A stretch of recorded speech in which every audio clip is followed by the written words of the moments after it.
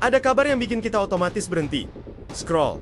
Lalu, geling-geling kepala pelan. Bukan karena heran, tapi karena muncul satu pikiran sederhana. Indonesia serius nih.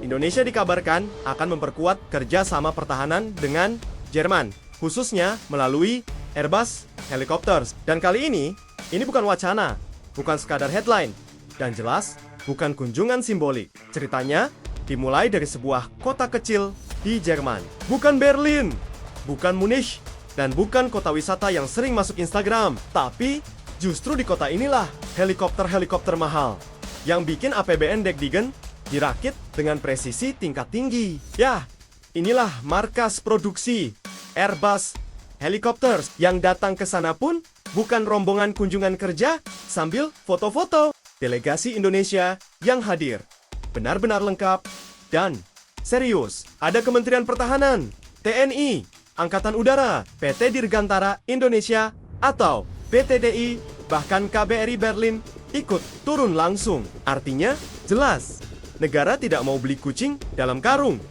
Apalagi kalau harga kucingnya setara satu kecamatan. Tujuan kunjungan ini disebut dengan istilah validation visit. Bahasa sederhananya begini, kami mau cek langsung apakah barang yang mau kami beli, banner-banner sesuai janji. Karena di dunia militer, apalagi urusan penerbangan, tidak ada ruang untuk asumsi. Sekali salah, yang jatuh bukan cuma mesin, tapi bisa nyawa prajurit dan nama negara. Makanya, validation visit ini bukan formalitas. Ini adalah tahap krusial. Airbus pun paham betul soal itu. Direktur Airbus Helicopters, Regis Antarcik, bahkan menyebut kunjungan delegasi Indonesia sebagai tonggak penting menuju tahap eksekusi proyek. Kalau diterjemahkan ke bahasa santai, kurang lebih artinya begini. Kalau Indonesia sudah datang sejauh ini, berarti kita sudah setengah jalan menuju deal besar. Dan itu wajar. 4 unit H145. Bukan transaksi kecil, ini bukan belanja impulsif, melainkan keputusan strategis. Selama di sana, delegasi Indonesia tidak cuma duduk manis di ruang rapat sambil minum kopi. Mereka mendengar presentasi teknis, menyusuri lini produksi dari ujung ke ujung, serta memeriksa standar quality assurance Airbus yang terkenal super ketat. Dan yang paling penting, mereka banyak bertanya. Konon, kalau ada baut miring 1 derajat, pasti ditanya. Kalau finishing cat kurang rapi, dikomentari. Kalau manual teknis kurang jelas, dipertanyakan.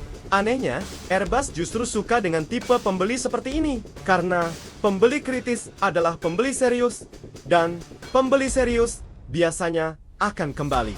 Lalu, muncul pertanyaan publik. Kenapa helikopternya kecil? Kenapa bukan yang lebih besar? Kenapa bukan platform lain? Disinilah kecermatan TNI AU terlihat. H145 memang bukan helikopter besar.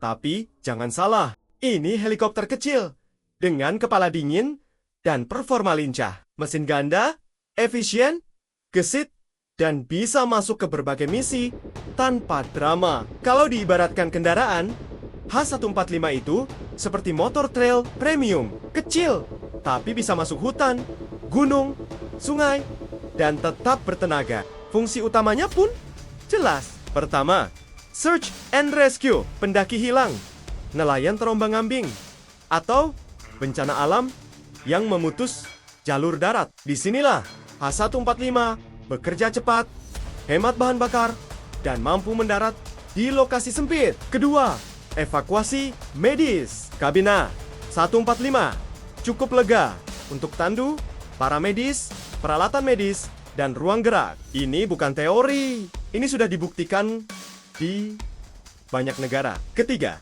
operasi militer dan operasi khusus. H145 bisa dipasangi sensor elektrooptik, sistem komunikasi modern, hingga senjata ringan. Ukurannya kecil, sulit terdeteksi, dan gesit.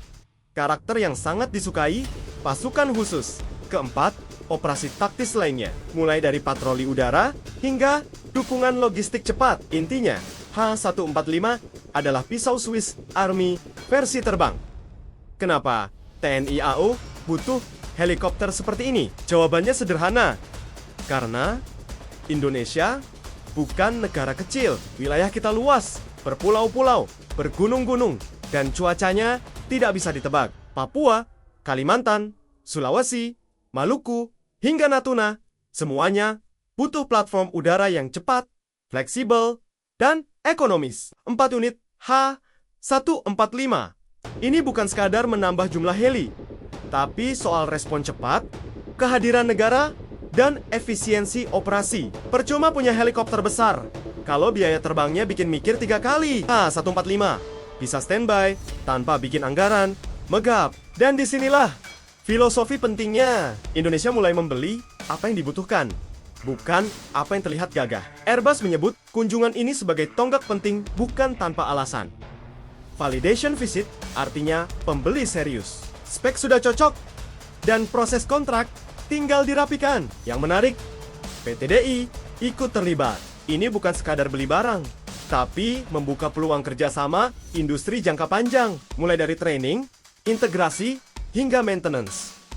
Karena beli helikopter itu mudah, merawatnya yang sulit. Itulah sebabnya, delegasi Indonesia juga memastikan hal krusial lainnya, after sale support, ketersediaan suku cadang, dan komitmen jangka panjang. Beli heli tanpa dukungan purna jual, itu ibarat beli laptop mahal tanpa charger cadangan. Di akhir kunjungan, ada satu komentar kecil tapi berkesan. Seorang perwira TNI AU melihat rotor H145 berputar halus dan berujar pelan. Heli kecil, tapi rasanya seperti mobil sport Eropa yang dipaksa naik Gunung Papua.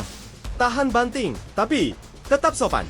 Dan komentar itu menggambarkan H145 dengan sempurna. Ketika nanti 4 unit H145 mendarat di Indonesia, itu bukan sekadar kedatangan alutsista baru. Itu adalah pernyataan bahwa modernisasi TNI AO bukan wacana, bukan slogan, tapi langkah nyata. Indonesia sedang membangun kekuatan dengan cara yang lebih dewasa. Verifikasi dulu, pastikan kualitas, pastikan efisiensi, dan pastikan manfaat jangka panjang. Tenang, ini bukan beli untuk gaya-gayaan. Ini beli karena kita harus siap.